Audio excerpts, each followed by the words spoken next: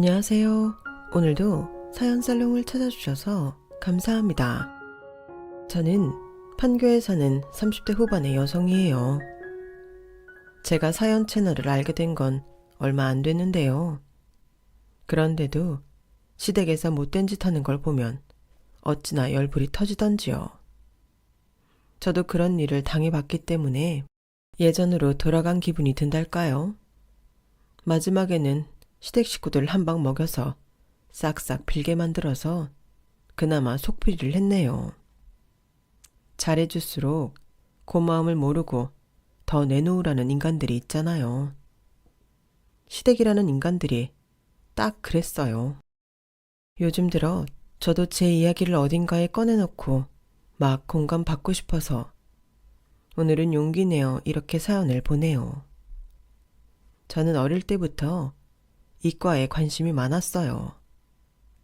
대부분 여자아이는 인형놀이나 예쁘게 꾸미는 걸 좋아한다고들 생각하잖아요.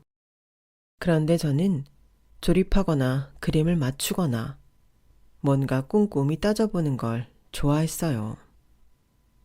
엄마는 그런 제가 더 활달할 수 있도록 수영과 스케이트 등록을 해서 매일 운동을 다니도록 했어요. 가만히 앉아서 한 가지 생각에 빠져들다 보면 몸을 움직이지 않게 되고 그러면 건강도 나빠지고 성격에도 영향을 미친다고요. 현명하신 엄마 덕분에 저는 멘탈도 몸도 웬만큼은 단단하게 큰 것 같아요. 엄마는 원래 교육 전공을 하셨는데 아빠가 돌아가시고 난 후 아빠가 하시던 무역 유통 사업을 이어서 하게 되셨어요. 물론 잘 알려진 회사도 아니고 규모도 작았지만 아빠가 안정적으로 잘 운영하셨기에 엄마는 큰 어려움이 없었다고 하셨어요. 하지만 그것도 엄마가 사업적인 감각이 있었으니까 가능한 일이겠죠. 실제로 엄마는 아빠 생전에도 사업에 대해 이런저런 이야기를 아빠와 많이 하셨거든요. 저는 대기업에 화학 관련 업무로 입사를 했는데요. 처음에는 화학연구소에 취직이 된 줄 알고 좋아했는데 알고 보니 화장품 성분 연구와 개발이 주로 하는 일이더라고요. 제가 어릴 때부터 정말 중요한 일을 꼼꼼하게 알아보지 못하는 습관이 있었는데 취직을 할 때도 그렇게 된 거죠. 저는 화장품보다는 그냥 연구가 더 좋았기 때문에 고민을 좀 했어요. 그때 엄마가 웃으시면서 이렇게 말씀하셨어요. 예, 사람 살면서 일어나는 일에는 거저가 없다. 한번 다녀봐. 의외로 너한테 더 잘 맞는 일일 수도 있어. 저는 엄마를 존경하고 신뢰하는 마음이 컸기에 그 말씀을 따르기로 했어요.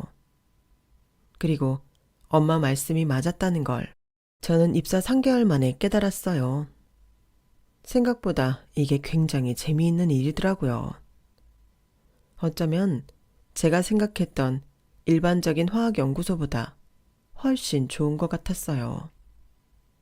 저는 신이 나서 일에 푹 빠졌고 그렇게 4년 정도 시간이 흘렀어요. 무남 동료인 제가 남자친구도 안 만나고 결혼에는 관심도 없으니 엄마는 슬슬 걱정이 되기 시작하셨나 보더라고요. 슬기야, 일은 일이고 인생의 꽃은 사람과의 관계인데 우리 슬기는 왜 이렇게 남자 사귀는 일에 관심이 없을까? 엄마, 이성관계만 관계야? 나 친구들 많아. 남사친도 많고. 그러니까 그 남자 사람 친구만 너무 좋아하지 말고 이성적인 남자도 한번 만들어 봐. 엄마 사위도 보고 싶고 손주도 보고 싶어. 우리 엄마 나이 드셨네. 예전에는 일이 최고인 것처럼 말하더니. 물론 일 최고지. 근데 엄마가 인생에서 제일 잘한 일은 그 최고라는 일을 잘하는 게 아니고 아빠 만나고 너 낳은 거야. 우리 슬기한테도 그런 마음 들게 하는 사람 생겼으면 좋겠어. 엄마 말은 은근히 감동이었어요. 안 그래도 그 즈음에 마음이 가는 사람이 있었는데 조금씩 관계가 진전되고 있는 참이었어요. 좀만 기다려봐. 어쩌면 엄마가 말한 그런 사람 데려올 수도 있어. 어머, 정말? 어떤 사람인데? 아니, 왜 진작 엄마한테 말 안 한 거야? 사람 일 어떻게 될지 모르는 거잖아. 좀 소심한 것 같고. 나이는 많이 들었는데 회사를 늦게 들어온 케이스야. 그래서인지 좀 주눅이 든 것 같아서 마음이 갔는데 그 사람도 나한테 차갑게 굴어서 점점 친해지는 중이야. 아우, 인생이 정해준 네 짝이면 참 좋겠다. 저는 인생이 정해준 짝은 없다고 생각했지만 그 사람이라면 괜찮지 않을까 생각했어요. 저희는 같은 회사였지만 부서는 달랐어요. 그 사람은 마케팅 담당이었는데 저랑 동갑인 나이에 회사에 들어와 자기보다 어린 신입들과 어울리려고 애를 쓰는 게 좀 딱해 보였죠. 제가 마케팅 팀을 만날 일은 별로 없었지만 회의할 때나 식당에 내려갔을 때 자꾸 눈에 보이는 사람이었어요. 바로 그 사람이 저의 전 남편이 되었네요. 그런데 엄마가 말씀하신 인생이 정해준 짝은 아니었던 것 같아요. 저는 그 사람이 회사에 빨리 적응하기를 바라는 마음으로 분위기라든가 각 팀마다 특징 같은 것도 알려주고 회의 전 이런저런 코치도 해주었어요. 남편은 그런 저를 고맙게 여겼고 밥 한 번 산다더니 진짜 아주 괜찮은 레스토랑을 예약해서 저를 초대하더라고요. 그날 이후로 저희는 사귀게 됐고요. 처음에는 회사에 비밀로 하고 있다가 몇 달 후 우연한 자리에서 저희 팀 사람들과 마주치게 되어 제가 그냥 말해버렸어요. 나랑 김상우 씨 사귀는 사이예요. 3달쯤 넘었어요. 제가 이렇게 선언해버리고 남편과 장소를 옮겼을 때 남편은 저한테 감동한 듯 말했어요. 난 솔직히 슬기 네가 끝까지 나랑 사귀는 거 숨길 줄 알았어. 너는 그래도 대리인데 다는 신빙이고 별 볼일 없잖아. 아니, 우리 회사 들어온 사람 중에 별 볼 일 없는 사람이 어딨어. 그리고 사람 좋아서 만난다는데 그게 숨길 일인가? 회사에서 뭐라고 하는 것도 아니고 난 괜찮아. 남편은 진심으로 저한테 반했다며 얼마 안가 청혼을 했어요. 그때만 해도 저는 이런 게 운명의 짝인가 보다 하고 덜컥 그러자고 했고 양쪽 집안 인사하는 날도 잡았어요. 그리고 제가 먼저 남편 집에 인사를 하러 갔는데요. 시어머니가 저를 꽤나 싫어하는 게 눈에 보일 정도였어요. 우선 나이가 같다는 게 나는 좀 그렇다. 안 그래도 여자가 회사 먼저 들어가서 직급도 높은데 나이라도 어렸으면 했어. 이거 다 우리 상우 기죽을 일 투성인 거잖아. 그리고 아버지 안 계시다며. 자고로 사람이란 양쪽 부모 모두에게 배울 점이 있는 건데 옛말이 그냥 생긴 거 하나 없거든. 아빠 없는 티 낸다. 이런 말이 왜 있겠어? 괜찮아요, 어머니. 저 아빠가 중학생 때 돌아가셔서 그래도 배울 만큼은 다 배웠다고 생각해요.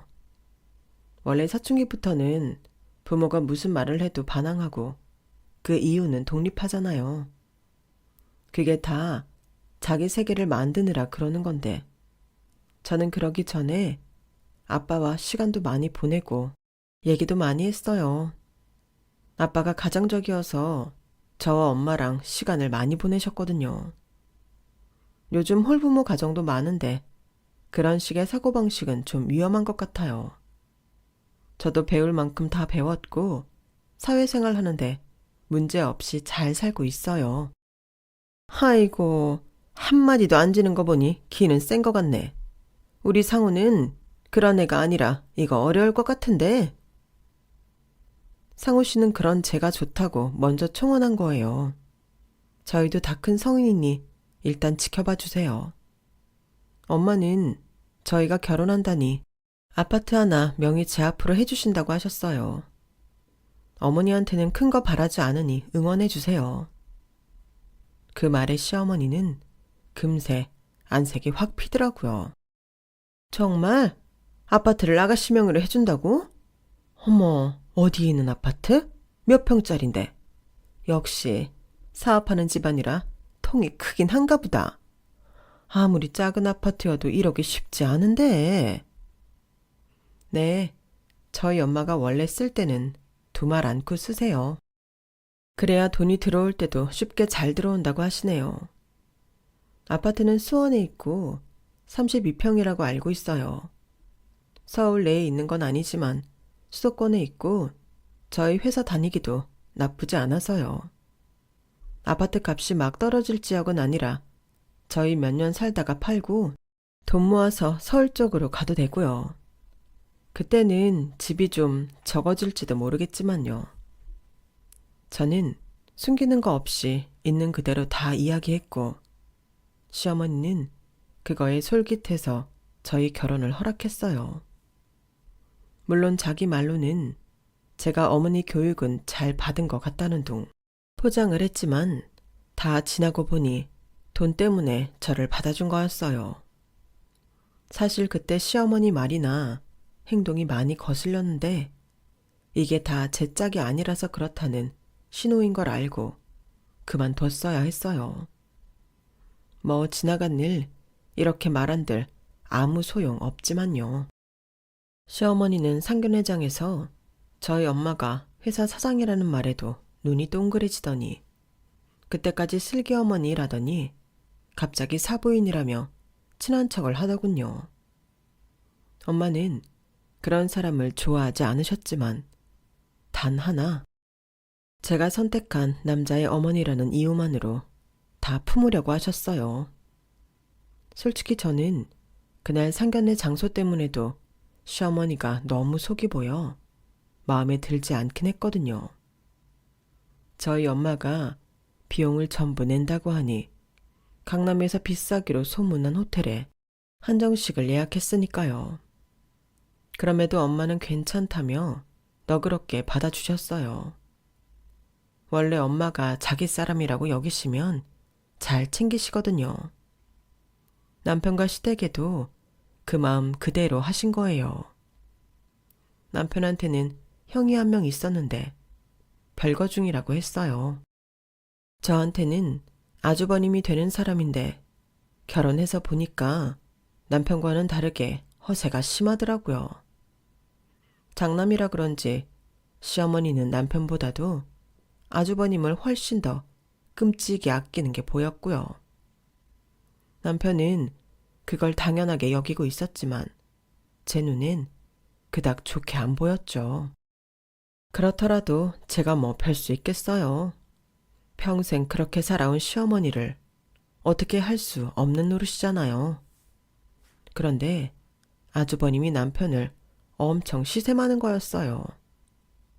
제 친정이 사업을 하고 아파트까지 해줬다는 게 꽤나 부러운가 보더라고요. 상우가 어쩌다가 여자 하나 잘 만나서 인생이 피네요. 이거 재수씨 칭찬하는 거예요. 나도 재수씨처럼 처가에서 알아서 지원해주는 사람 만났어야 됐는데 아주 바가지라는 바가지는 다 긁히다가 이혼해버렸잖아요. 참네. 아주버님 별거 아니고 이혼하신 거였어요. 저는 별거라고 들었어요. 아, 그게 혹시 저를 좀 이상하게 보실까봐 별거라고 했는데 제가 사업하다가 일이 좀 안 돼서 빚을 졌거든요.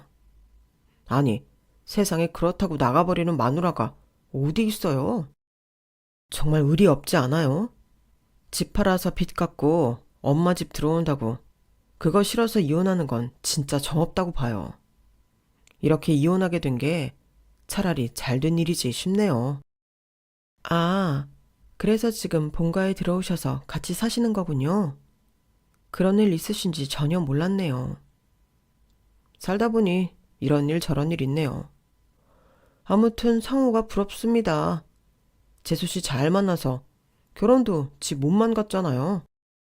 남편과 다르게 아주버님은 자기 이야기를 솔직히 잘 하더군요. 남편과 저는 공동생활비만 같은 통장에 넣고 나머지 돈은 알아서 각자 쓰기로 했는데 가만히 보니까 시댁 생활비도 보태주고 아주버님 용돈도 대주는 것 같더라고요. 시어머님도 아주버님 용돈을 꽤 주는 걸 봤기 때문에 남편까지 주는 건 과하지 않나 싶었지만 제가 참견할 일은 아닌 것 같아서 알아서 하려니 하고 말 안 했어요. 유난히 장남 챙기는 집안이 있다고 하던데 남편 내가 그런가 보다 하며 넘어간 거였죠. 하지만 저희가 결혼하고 얼마 안 있어 아주버님은 친구들하고 실내 골프장 사업을 하겠다고 나섰다가 또 말아먹는 일이 생겼어요. 시어머니한테 재래시장 안에 조그마한 가게가 있었는데 거길 담보로 대출 잔뜩 땡겨서 해줬나 보던데 한 푼도 못 건지고 완전 빚더미에 앉게 된 거였어요. 안 그래도 시어머니는 자기네 생활비 떨어지거나 돈 문제 생길 때만 저한테 연락을 했는데 또 저를 불러내더라고요. 그럴 때만 새애기라고 부르기도 했고요. 그렇다 해도 저는 크게 신경 쓰지 않았어요. 사람이 오죽 급하면 그럴까 싶었죠. 다만 다른 때에는 저한테 냉정하다가 돈 필요할 때만 새애기라고 하며 살갑게 하는 건 좀 섭섭하기는 했네요. 예, 새아가, 우리 지금 살 것도 내주게 생겼다. 이걸 어쩌면 좋으니? 지금 당장 갈 곳을 구해야 되는데 눈앞이 캄캄하구나. 너 혹시 돈 가진 것 좀 없니? 어머니, 집을 구하는 거면 돈이 꽤 필요한 건데 그만한 돈은 저도 없죠. 상우 씨한테는 연락하셨어요? 상우가 돈이 어딨어. 걔 안 그래도 지영한테 대출도 받아주고 이것저것 챙겨줘서 빠듯한데. 너 아니면 우리 집 돈 나올 데가 어디 있니? 저는 남편이 대출도 받아준 줄은 몰랐지만 평소 하는 걸 보면 충분히 그럴만한 것 같아서 그냥 넘어갔어요. 하지만 저도 집을 구해줄 만큼의 돈이 있지는 않아서 어떻게 할 수 없다고 했더니 시어머니는 눈물바람에 난리도 아니더라고요. 그 주 주말에 저랑 남편이 엄마와 식사 약속을 해서 만나기로 했는데 남편은 그 자리에서 아주 자기네 집일 때문에 죽상이 돼서 앉아있더군요. 그렇게 티를 내야 하나? 마음에 들지는 않았지만 자기 속이 편치 않다는데 뭐 어쩌겠어요. 김서방, 어째 그리 표정이 안 좋아? 무슨 일 있어? 실은 저희 엄마네가 갈 곳이 없어졌어요. 아니, 갈 곳이 없다니 그게 무슨 소리야? 어쩔 수 없이 제가 시댁에 생긴 일을 말씀드렸어요. 그랬더니 엄마는 가만히 생각을 하다가 이렇게 말씀하셨어요. 그럼 서울이나 수도권이 아니라도 괜찮으실까? 우리 별장처럼 쓰는 데가 있는데 2층 주택이고 시내랑 가까워서 사는 데는 큰 문제가 없을 것 같아. 당장 가실 데 없으면 거기서 계시면서 돈 문제도 해결하고 좀 추스르 쉬고 다시 집 알아보시면 될 것 같은데. 그 말에 남편은 눈을 번쩍 뜨더니 바로 시어머니한테 전화를 하더군요. 남편 행동이 그렇게 빠른 건 처음 봤지 뭐예요. 전화를 받은 시어머니는 아주버님까지 데리고 서둘러 저희가 있는 곳에 와서는 바로 그 집에서 살겠다며 엄마한테 약속까지 받아갔지 뭐예요. 시어머니랑 아주버님은 엄마한테 고맙다고 인사하고는 엄마가 사주시는 밥까지 야무지게 얻어먹고 갔어요. 저희가 별장으로 쓰던 집은 태안에 있어서 바닷가도 가깝고 시내랑도 멀지 않아서 꽤 괜찮은 곳이었어요. 게다가 마당도 적당해서 크게 손이 가지 않았고요. 제가 시어머니랑 아주버님이 좀 너무한다고 생각한 건 그렇게 이사를 가고 나더니 단 한 번도 저희 엄마한테 고맙다는 인사를 안 하는 거였어요. 제가 엄마한테 그런 불만을 말하자 엄마는 의연하게 말씀하셨어요.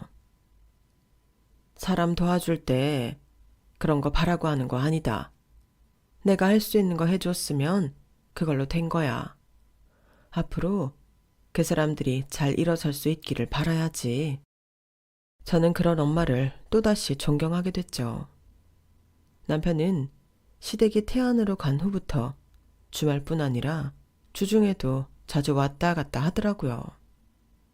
시어머니는 제가 안부 전화를 하면 늘 불평이었어요. 막상 와보니까 시내 나가기가 생각보다 불편하구나. 물론 차 타고 10분이면 가긴 하지만 기왕이면 가까운 데 마트도 있고 그러면 좀 좋니? 그리고 집안에 뭐가 너무 없어서 썰렁하다. 네? 집안에 가구랑 전자제품 다 있어서 썰렁하지는 않을 텐데요. 그런 거 말고 냉장고 속말이야. 다용도실도 그렇고 뭐 먹을 게 너무 없으니 사람이 들어오자마자 어찌나 마음이 춥던지. 어머니, 그런 거는 사놓으면 상하거나 벌레 생기잖아요. 필요할 때 사서 쓰면 되는 건 구비해 놓지 않았어요. 그래도 우리가 이사 오기로 했으면 그 정도는 미리 준비해 줬어야지. 아무튼 상호 올 때 네가 흑돼지 부위별로 2kg쯤 사서 보내라. 여기 보니까 마당에서 바비큐 하기 딱이다. 같이 구워 먹을 야채도 좀 넉넉하게 사서 보내고. 하나부터 10까지 저한테 없는 것만 따지면서 투덜댔지만 시어머니는 저희 별장을 10분 활용하고 있더군요. 마당에서 바베큐도 해먹고 파라솔도 세워서 낮에는 일광욕도 하고요. 남편은 시댁이 태안으로 이사가고 6개월이 넘도록 매번 뭘 사다 나르고 자주 드나드니 저도 점점 짜증이 나더라고요. 그러면서 당연히 저희 엄마한테는 소홀해졌고요. 상우씨, 어머니랑 아주버님 잘 챙기는 건 알겠는데 언제까지 이럴 거야? 그리고 우리 엄마한테는 요새 전화도 안 하는 것 같더라? 나는 어머니한테 안부 전화 하잖아. 아무리 상우씨 가족이 먼저라고 해도 우리 엄마한테 지금 너무하는 거 아니야? 알았어. 나도 생각은 하고 있는데 아직 엄마랑 형이 거기서 적응을 못하는 것 같아. 신경 쓰다 보니까 그렇게 됐네. 내가 전화도 하고 잘 챙길게. 적응 못하는 사람들 치고는 항상 파티하듯이 음식 싸가잖아. 거기서 상우씨도 잘 먹고 오는 것 같은데 다음에는 나도 같이 갈까? 아니야, 뭐 타러 그래. 자기 바쁘잖아. 회사 일도 나보다 훨씬 많고. 그러니까 집에서 푹 쉬어. 엄마랑 형도 자기 못 오는 것 정도는 충분히 이해하니까. 그런 거 가지고 걱정 말고. 내가 이만큼 챙기면 됐지. 뭘 자기까지 나서. 저를 생각해주는 것 같아 고맙기는 했는데 사람이 감이라는 게 있잖아요. 언젠가부터 뭔가 이게 아닌데 싶은 거였어요. 남편이 너무 자주 태안에 가는 것도 그렇고 집에는 뭐 하나 사오는 거 없으면서 시어머니가 요구하는 건 죄다 사다 나르는데 좀 이상하더라고요. 그럴 때마다 제 눈을 잘 못 쳐다보는 것도 수상했고요. 그래서 저는 남편이 태안에 간다고 하는 날 잘 가라고 해놓고 1시간쯤 뒤에 저도 태안으로 출발을 했죠. 차는 시내 공영 주차장에 세워놓고 걸어서 들어가는 가족으로 보이는 남자와 여자 어린아이가 저랑 같은 방향으로 가더라고요. 저는 저희 별장 근처에 사나 보다 했는데 웬걸요. 저희 별장 마당으로 들어가려는 거였어요. 저는 집 앞에 남편 차가 세워져 있는 걸 확인하고는 그 사람들을 불러 세워서 물어봤죠.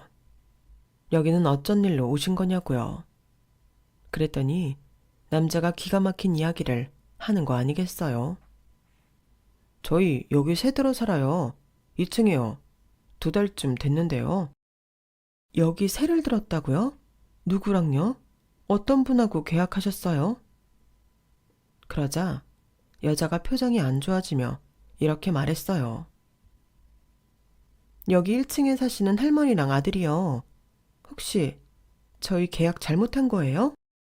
저는 그 가족분들한테 자초지종을 대충 이야기하고는 잠깐 시내에 나갔다 올 수 있겠냐고 했어요. 나중에라도 저희 엄마와 이야기를 잘 하면 피해는 보지 않을 거라고 잘 설명을 했죠. 제가 저희 엄마랑 제가 찍은 사진에 제 회사 신분증하고 엄마 회사 명함까지 다 보여주니 그 사람들은 알았다며 다시 시내로 향했어요. 저는 가만히 마당 안을 들여다봤죠. 그랬더니 이 사람들이 마당에 꽃 심어둔 데를 싹 갈아엎고 거기에 야외 식탁하고 의자를 갖다 놓았더라고요. 그날도 거기서 남편은 고기랑 야채를 굽고 있었고 시어머니랑 아주버님은 먹느라 바빴어요. 저는 담벼락에 붙어서 그 사람들이 있는 쪽으로 가 무슨 이야기를 하나 들어보기로 했어요. 상우야, 니 댁 요새는 좀 잠잠하니? 뭐 우리가 지 엄마한테 인사 안 했다 어쩐다 말 많았다며? 내가 알아서 잘 틀어막고 있으니까 걱정하지 마. 그나저나 형은 진짜 머리가 좋아. 어떻게 여기 새줄 생각을 했어? 그러니까 우리 집 장남 아니겠냐. 내가 달리 상현이를 높게 보는 거 아니다. 우리 상현이가 때를 잘못 만나 그렇지 제대로 기회를 잡으면 아주 크게 되래야. 그러니까 상우 너 네 마누라 좀 안 입고 와도 잘난 척하게 내버려 두면서 잘 구워 삶아야 돼. 결국 그 집 재산 다 니네 거 되는 거 아니겠니? 재산 받을 때까지 네가 그 모녀한테 잘해서 네 앞으로 해놔. 그럼 우리 상현이가 그 회사 사장도 되고 좀 좋아? 저는 더 이상 참지 못하고 마당 정문으로 쳐들어갔어요. 지금 뭐라고 했어요? 말 다 했어요? 엄마 회사를 누가 사장을 한다고요? 그러자 놀라 자빠진 새 모자가 음식 씹는 것도 잊어버리고 귀신을 본 것처럼 저를 쳐다보더군요. 자기야, 여기 어쩐 일로 왜 말도 없이 와서 이래? 왜 말도 없이 와서 이래? 말을 안 하고 왔으니 댁들이 여기서 무슨 난장을 피고 있는지 다 봤지? 아니었으면 끝까지 나 속여 먹었겠지? 우리 엄마까지. 얘 새아가 너 말이 좀 심하구나. 누가 뭘 속여 먹었다는 거냐? 네가 아무리 잘났다고 해도 이렇게까지 우리 상우 무시할 줄 몰랐다. 우리한테는 또 이게 뭐냐? 그런 말이 잘도 나오시네요, 어머니. 저 다 들었어요. 여기 2층은 멋대로 세주고 지금 방금 뭐라고요? 저랑 엄마 잘 구워 삶아서 재산을 받아내요? 뭐 그런 말 할 수도 있는 거지 뭘 그러냐? 표현이 좀 뭐하긴 했다만 어차피 우리 상호 재산 되는 거 맞잖아. 그런 거 좀 미리 말했기로서니 그렇게 발끈할 일이냐? 재수씨, 이렇게 쳐들어와서 전호사장 들어보지도 않고 이러는 거 아니죠? 저희도 나름 살 방안을 찾느라 새도 주고 한 거예요. 그걸 이런 식으로 매도합니까? 그럼 왜 우리 엄마한테 말씀 안 드렸어요? 제가 그러자 세 사람은 움찔해서는 아무 말도 못했어요. 이거 명의는 저희 엄마로 돼 있는 거 아시죠? 그거 마음대로 세준 거라 전대차법에 걸려서 불법이에요. 애초에 우리 엄마 호의로 여기서 살게 된 거라 댁들은 아무런 권리도 없다고요. 엄마한테 처음 집 빌려주겠다고 한 날만 고맙다 한마디 해놓고 그 이후로 전화 한 번, 인사 한 번 안 하더니 이렇게 마당까지 뒤집어 엎고 일을 벌려요? 그리고 상우씨, 뭐? 나를 참아주고 산다고? 나는 안 참을 건데 이제 어쩔 거야? 제 말에 남편은 저더러 일단 집으로 올라가자고 했고, 저 역시 거기서 그런다고 해결될 거 아니라 일단 올라왔어요. 슬기, 너 진짜 이럴래?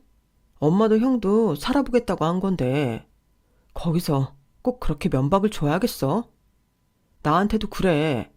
아무리 내가 회사에서는 아직 직급이 없고 너보다 아래라고 해도 집에서는 네 남편이야. 남편한테 그렇게밖에 못해? 지금 이게 무슨 말도 안 되는 소리야.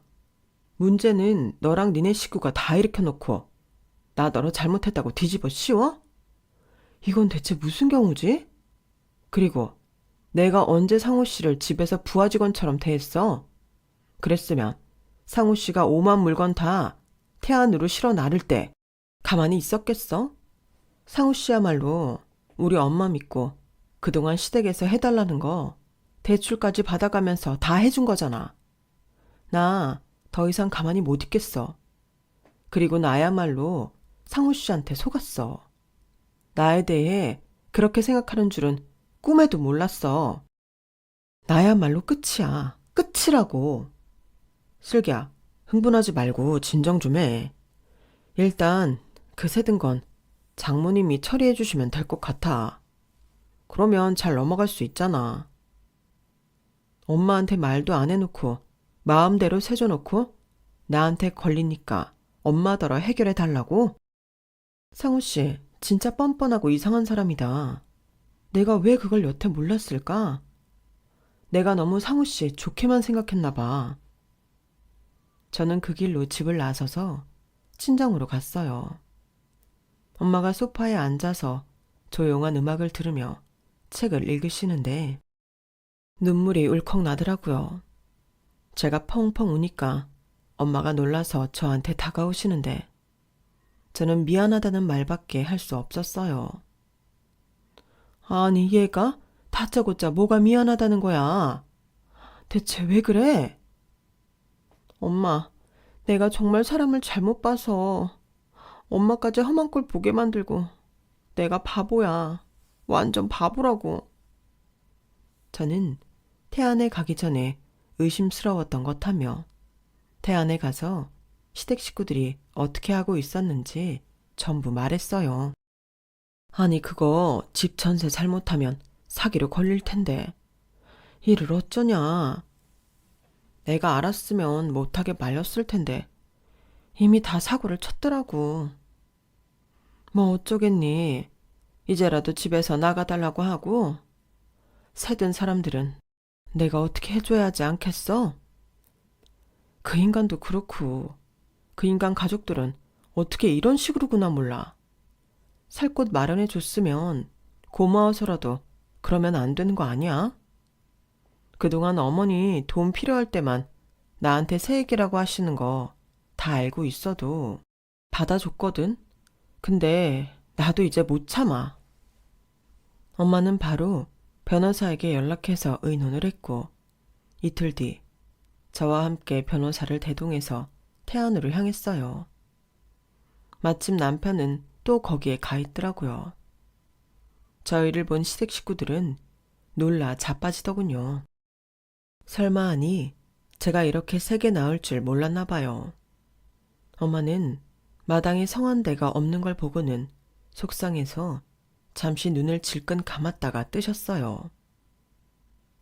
사부인, 저도 섭섭합니다.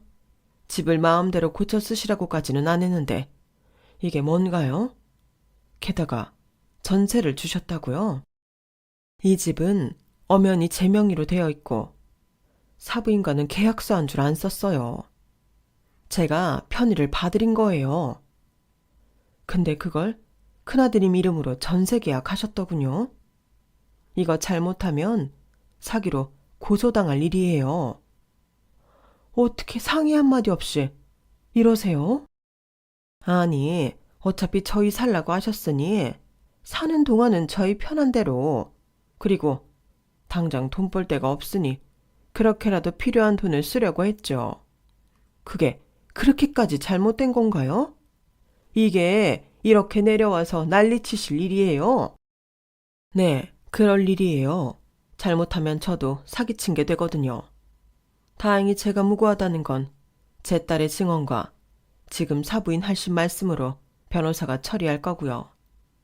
여기 세든 사람이 고소하면 사부인은 빼도 박도 못하고 사기죄 걸리시는 거예요. 그건 알아서 하셔야 합니다. 그리고 오늘 내로 여기 비워주세요. 아니, 갑자기 이렇게 나가라고 하는 법이 어딨어요? 한 번만 너그럽게 생각해 주세요. 저희도 잘 모르고 한 일이에요. 이게 그런다고 그냥 넘어가질 일이 아니에요. 저는 제 집에서 이런 일이 벌어졌다는 거 용납 못합니다. 그러니 얼른 가실 곳 찾으셔서 나가주세요. 아니 나가라니 어떻게 나가요? 못 나가요. 제가 그동안 여기서 정부치고 살려고 얼마나 노력을 했는데요. 어머니, 어차피 여기 시내도 멀고 없는 것도 많다고 늘 불평이셨잖아요. 그러니까 시내에 괜찮은데 알아보세요.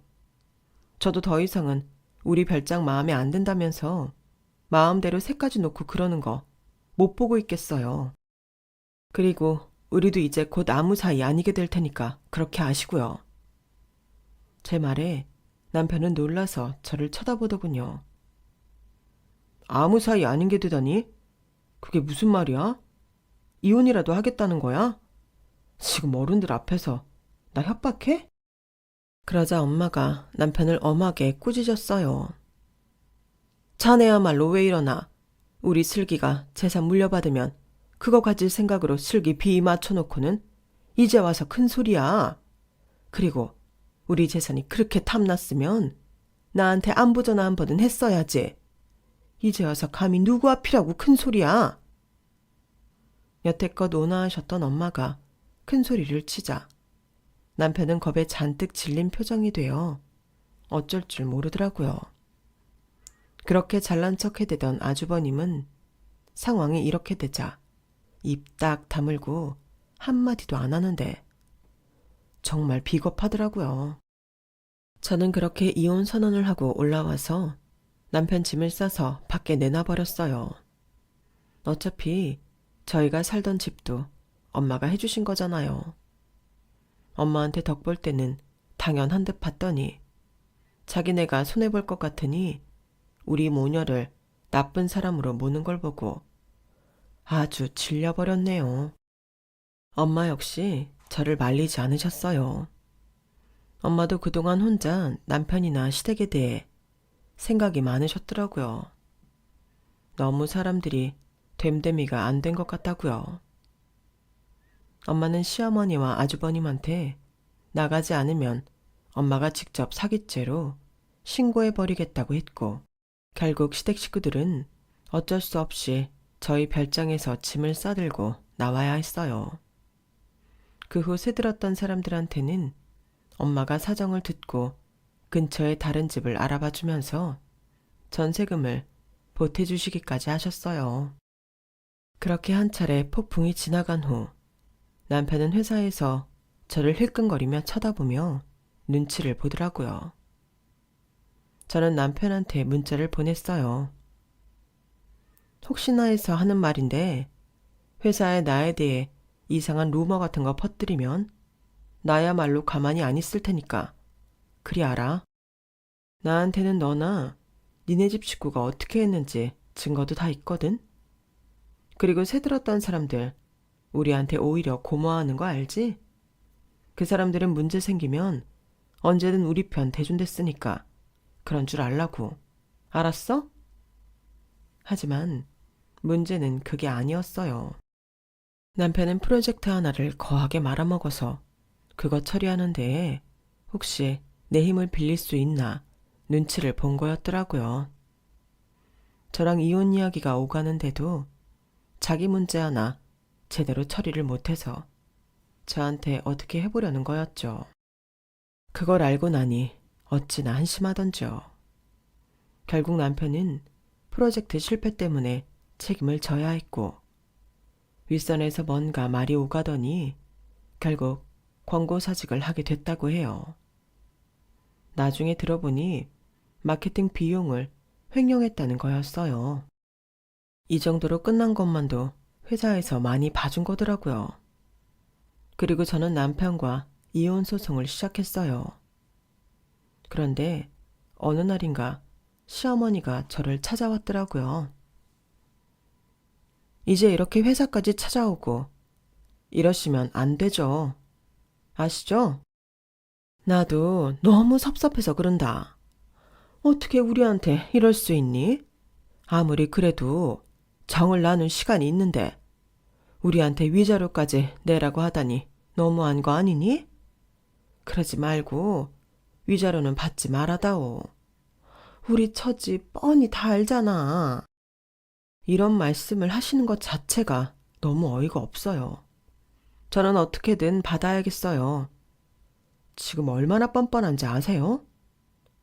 어쩜 있는 사람들이 더하다더니 정말 너무하는구나. 내가 그래도 너를 좋게 보려고 부지 애를 썼는데 돌아오는 게 고작 이런 거냐? 누가 할 소리를 누가 하는지 진짜 모르겠네요. 그렇게 계속 있는 사람들 원망하며 지내보세요. 누가 더 손해인지. 그리고 저희 돈 있다고 유세 떤 적도 없고요. 다만 그쪽 집 도우려다가 이렇게 됐다는 것만 알아두세요. 어머니는 항상 돈 필요할 때만 저한테 새 얘기라고 하고 저한테 따로 연락하셨지. 평소에는 얼마나 저한테 쌀쌀 맞으셨는데요. 제가 왜 계속 그런 대접 받고 살아야 하나요? 단지 상우 씨랑 결혼했다는 이유만으로 어디에서도 받아본 적 없는 그런 대우 받으며 평생 안 살아요. 그러니 이제 돌아가세요. 다시는 찾지 마시고요. 결국 시어머니는 아무 소득 없이 돌아가야 했고 저는 끝까지 소송을 진행해서 승소하게 됐어요. 그렇게 해서 1,000만 원 정도의 위자료를 받아냈는데 엄마가 별장 망친 손해배상은 하지 않겠다고 하셨네요. 엄마는 끝까지 대인배답게 행동하셨어요. 알고 보니 남편은 처음부터 저희 집 배경을 알고 저한테 공을 들여 잘했던 거라고 해요. 남편이 회사를 나가고 좀 지나서 마케팅 부서 사람에게 듣게 된 이야기였어요. 그 사람도 처음에는 남편이 저를 진심으로 좋아하는 줄 알았는데 결혼하고 나서 함께한 술자리에서 남편이 제가 꼴불견이어도 돈이 있으니 참고 산다며 조금만 참으면 다 자기 세상이라고 했다더라고요. 그래서 이 말을 전할지 고민하다가 술자리에서 한 말이니 잊어버리자 했었다네요. 그 말을 들으니 정말 그 사람은 저한테 진심이 하나도 없었구나 싶어 슬프기도 했지만 이것도 다 경험이라고 생각하고 다 잘 흘려보내려고 해요. 저는 그 이후로도 회사에서 계속 일을 잘 해나갔고 올해에는 팀장으로 승진까지 했네요. 저는 엄마와 함께 여행도 다니고 취미생활도 함께하며 즐겁게 지내고 있는데요. 곧 재혼을 하게 될 것 같아요. 작년부터 사귀게 된 남자가 있거든요. 정말 좋은 사람이라 모두에게 자랑하고 싶을 정도예요. 그럼 제 이야기는 여기에서 마치려고 해요. 들어주신 분들 다들 행복하시고요. 언제나 건강하세요. 감사합니다. 여러분, 사연 댓글에 응원과 현명한 조언 부탁드려요. 좋아요와 구독은 저에게 큰 힘이 됩니다. 오늘도 좋은 일 가득하세요.